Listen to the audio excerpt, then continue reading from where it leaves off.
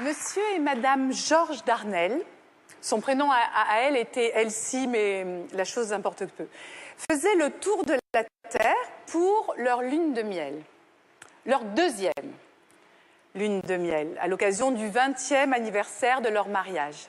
Georges avait la trentaine et Elsie 20 ans environ à l'époque de leur première lune de miel. Donc vous pouvez vérifier ce que j'avance sur votre règle à calcul. Au moment de leur deuxième lune de miel, Georges avait la cinquantaine et Elsie la quarantaine.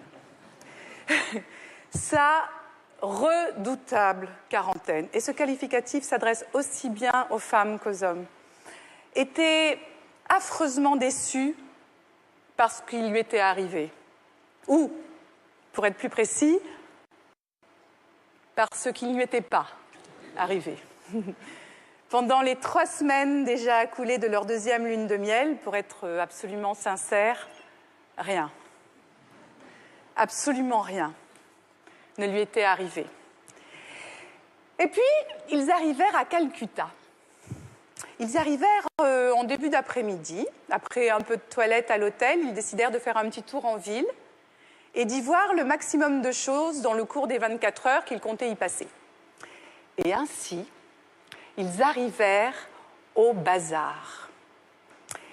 Ils y virent un fakir indien exécutant le tour de la corde.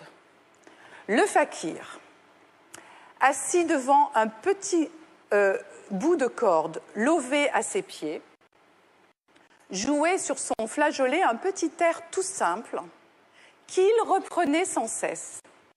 Et à mesure qu'il jouait, la corde s'élevait toute droite.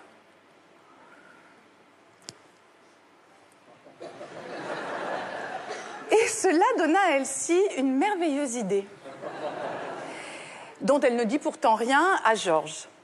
Elle rentra avec lui à l'hôtel et, le dîner expédié, attendit qu'il allât se coucher, comme tous les soirs, à 9 heures.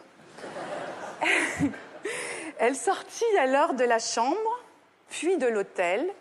Elle trouva un chauffeur de taxi et un interprète et, accompagnée des deux, retourna au bazar où elle retrouva le fakir. Par le truchement de l'interprète, elle parvint à acquérir le flageolet du fakir et le secret du petit air sans cesse repris qui lui permettait de faire dresser la corde. Elle rentra alors à l'hôtel, puis remonta dans la chambre conjugale. Georges dormait à poing fermé, comme à son habitude. Se mettant auprès du lit, Elsie se mit à jouer le petit air sur le flageolet. À peine finie, elle reprenait et reprenait encore le petit air. Et au fur et à mesure qu'elle jouait, le drap s'élevait au-dessus de son mari endormi.